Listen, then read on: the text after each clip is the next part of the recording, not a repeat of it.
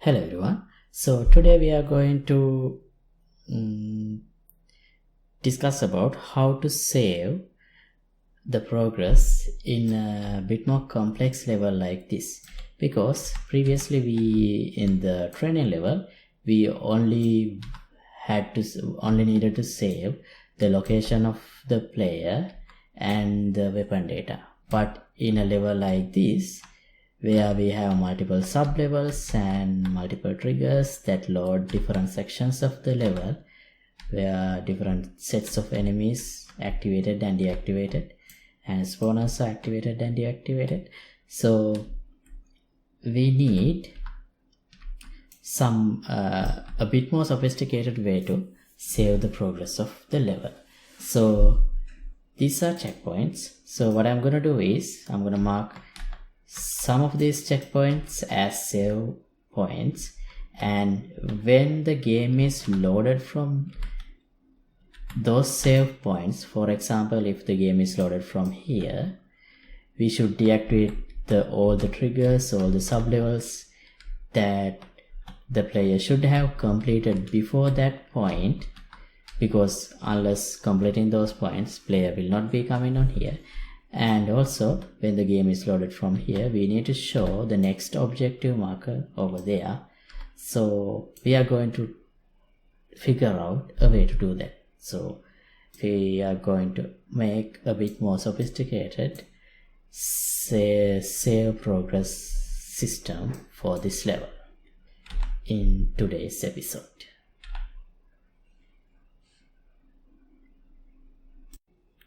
So in this level, as you can see, we have multiple sublevels, and these sublevels are based on loaded as the player progress through the level, and we have placed few triggers, level loaded triggers in the level, and as player cross through these areas, these triggers, the next sections of enemies are loaded by loading these sublevels.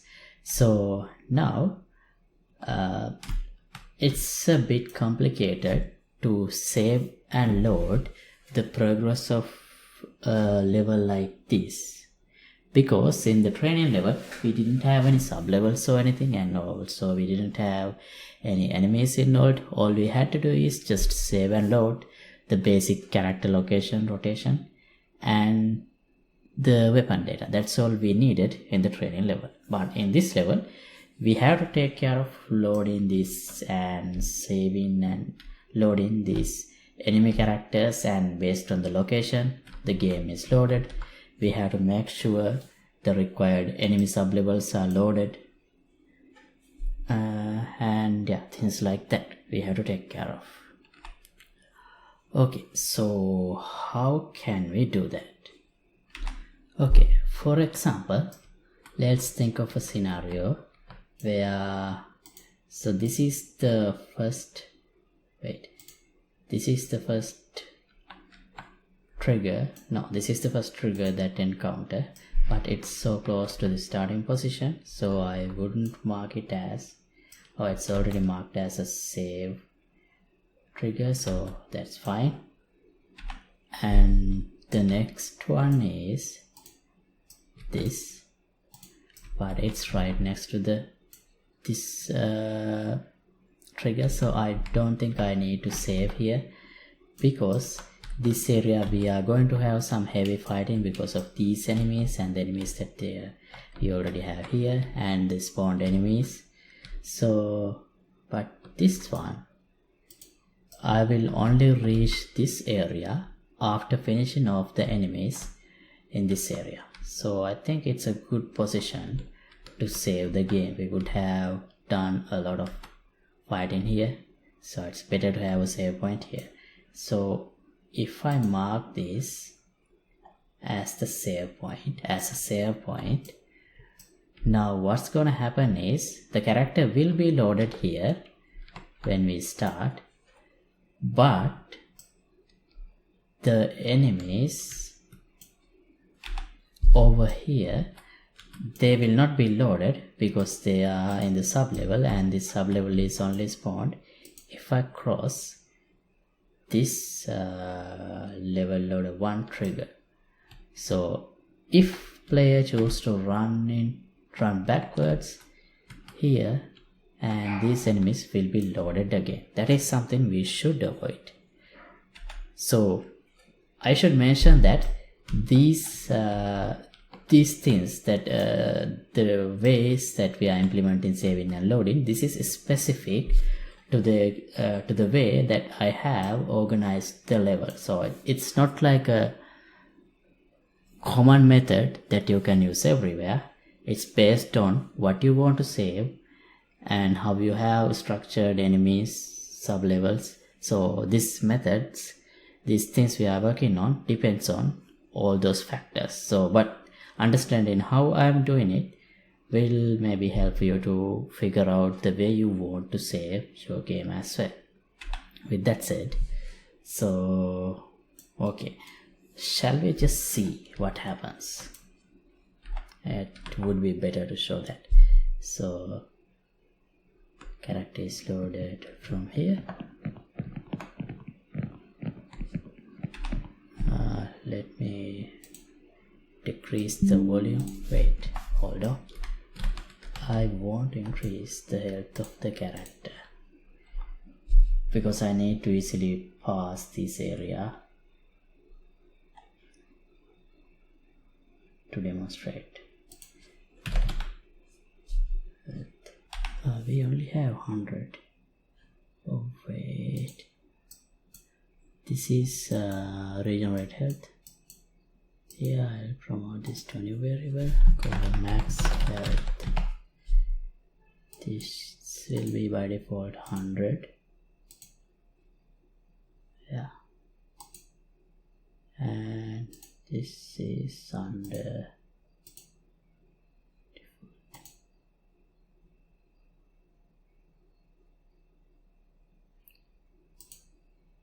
Okay, now I should have max health. I'll put as 1000 just for testing.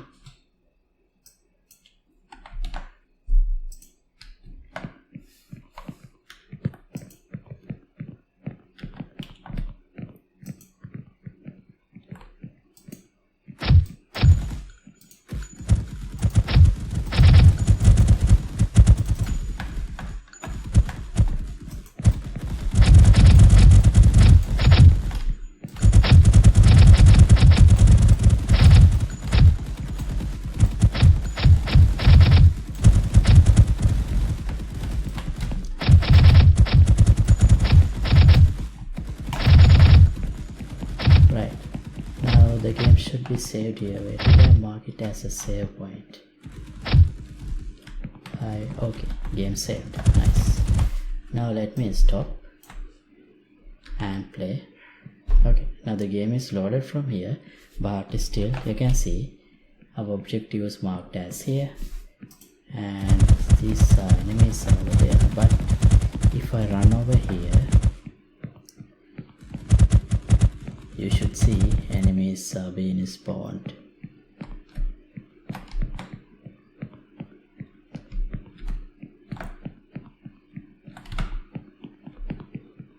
See, now the enemies are there, again spawned, because this trigger is spawning those sublevels, loading those sublevels. So how can we address that? So first, in order to resolve the showing objective marker, actually that is also associated with the trigger, so based on the triggers we activate, it would be resolved.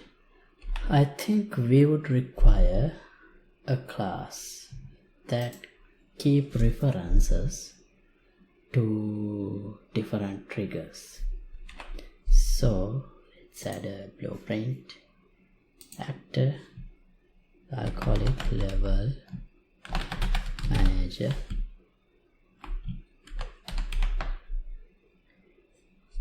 PP level manager. I think I should have put it in this mission systems. Oh, it's not saved.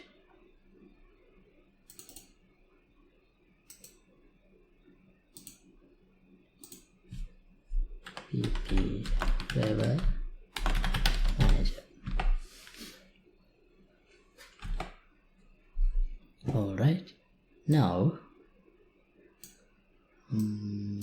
here I'll create a variable triggers.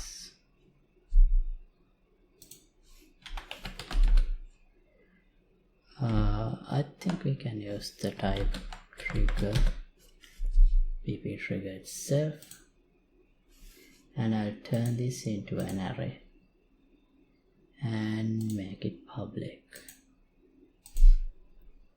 Now here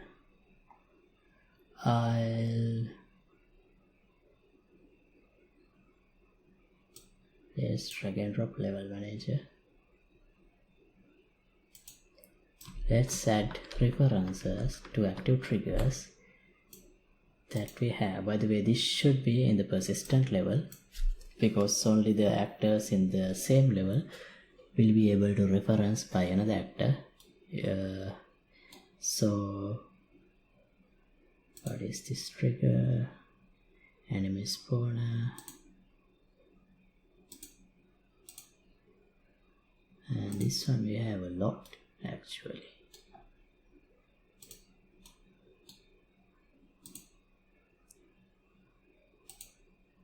Why can't I select this? Okay, this is NPC spawner.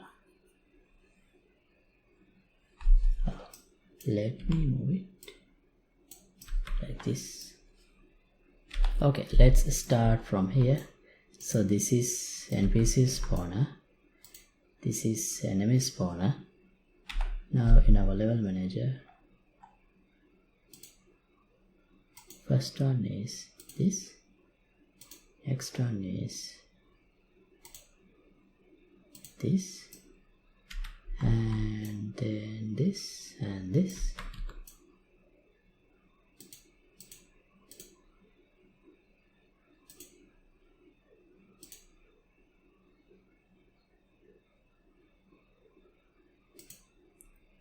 Okay,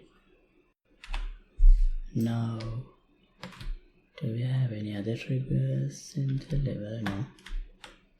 Here this one, and what is this? Okay, another one. Right. Oh,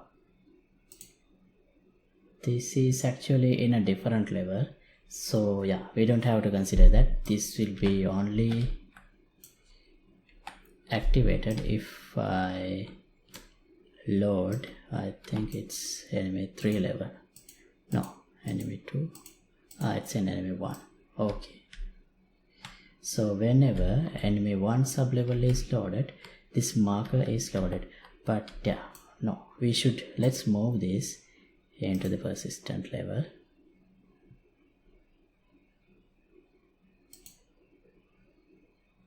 Okay, now we can reference that in the level manager. Okay, now we will have a problem of not getting an objective marker when the game is loaded from here or whenever we cross this part, because we had already enabled objective marker for this one, and I can't leave it enabled now because by default this will be activated, and from the beginning I would be able to see the objective marker. So for now I disable it. Let's address that later on after figuring out the saving. So okay, now we do have a set of references to the triggers that we have placed in the level. Now when we save the game, that means in the game instance we have the save game function, save game event. So here we need a way to get data from the level manager and save them. So save files, sv progress, last level, and I'll add another variable, level trigger index.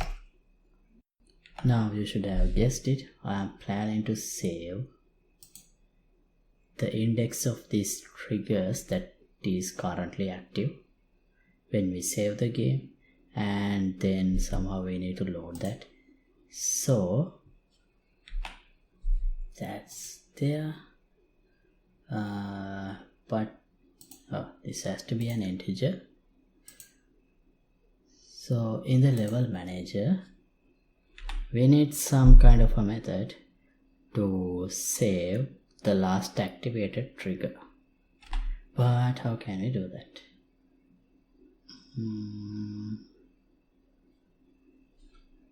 Let's open a trigger blueprint. I need the main trigger, so BP trigger. Oh, we have already defined this checkpoint number, but I don't really have a way to use it other than the way that I'm trying to implement. Wait, actually I think there is a way. Yeah, so let's add level manager, a level manager reference.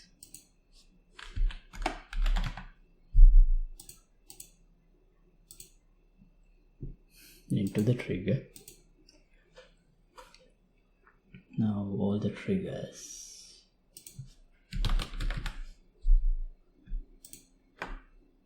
let's set the level manager reference, and then in the level manager I'll add a custom event, save progress, and alright, here I'll add an input of the type BP trigger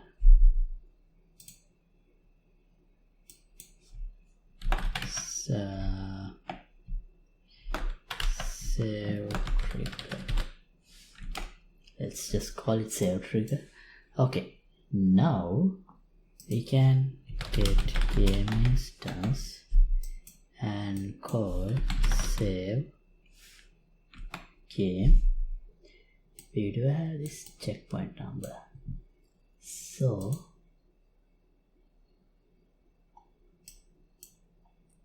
this one, here I added level trigger index, so I'll just call it checkpoint index. So our triggers are the checkpoints. Actually I should have used something like checkpoints instead of triggers, but it's okay. Okay, now when we save the game, right here perhaps,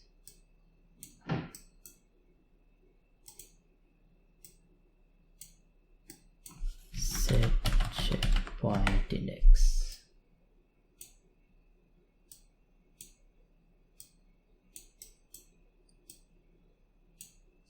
Let's set that.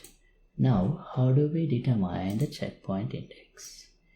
So we have the save trigger and we have the triggers array.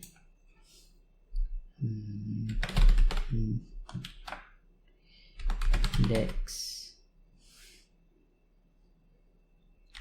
We have find item. Okay, so we can use this trigger reference and find the index of that from here. If there is no trigger, we will get -1, so we have to keep that in mind when we try to load the triggers. Okay, now let's go back to the trigger. Instead of save game, let's get the level manager, convert to validated gate so we don't run into any null reference errors. If I forgot to set the level manager, and save progress and save trigger, I'll give a reference to self.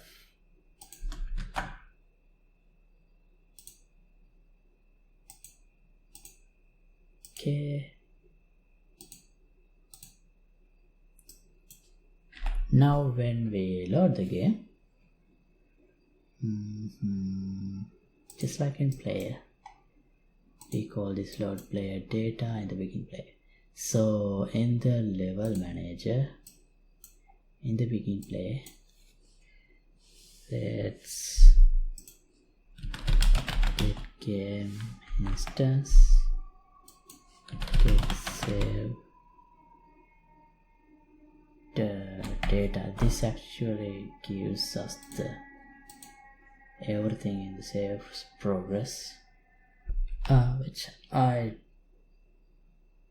don't like much, but as I said before, I want to get rid of this, but for now let's just make it work. Get checkpoint index, then we have to check in the triggers if this valid index, if this index is valid,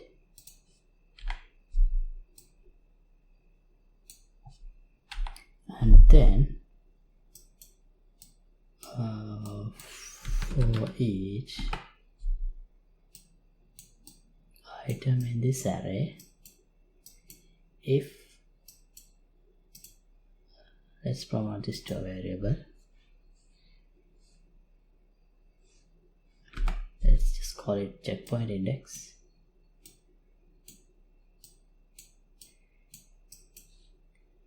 If checkpoint, this value is smaller than the checkpoint index, let's just destroy this object.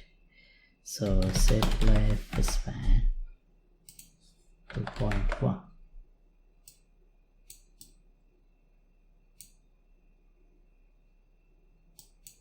if this is true. So we are basically destroying all the triggers that comes before the checkpoint that we have saved. Right, now previously when this trigger was saved, we didn't have the function to save the checkpoint index. So even if it is loaded here, those checkpoints are active, as you can see. So let's save this one also. Oh no, that's not necessary. Let's delete the save file.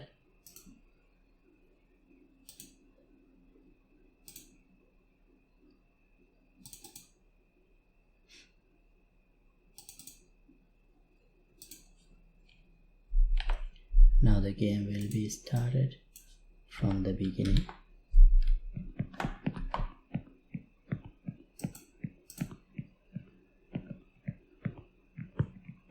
Let me just quickly fight through this area.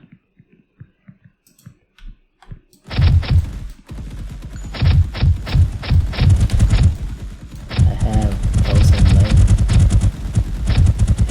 so I don't have to worry too much about one shot.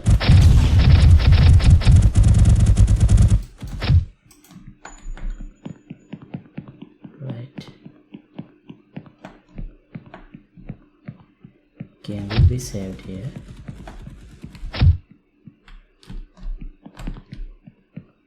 Yeah, game saved. Okay, now when I load the game, it's loaded from here, and before me I don't see that checkpoint marker, or I wouldn't see those guys even if I cross here and come back. See, those guys are not loaded because those triggers are already destroyed. These guys are actually from the next section, where the next section means these guys. So it's correct because this trigger is supposed to load those characters, so that behavior is correct. And as for the objective marker, so when the game is loaded from here, I don't have any objective marker. So to fix that, I mean, even if your game, even if this level, we don't really need the objective because it's very small, but depending on the size of your level, you may or may not need it. But let's get that part done also. So for that, in the trigger, I'll add another variable, next trigger,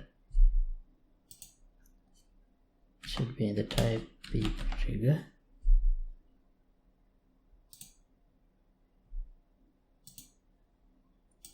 and on trigger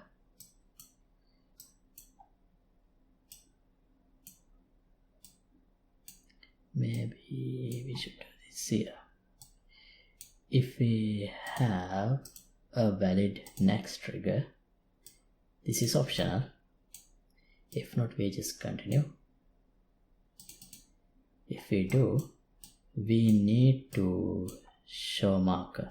So show marker, wait, no, how do I use this marker enabled? It's in the toggle objective marker.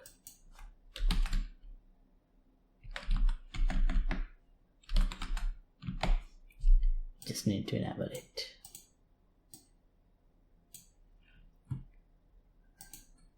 Alright, now we don't really need that for all the checkpoints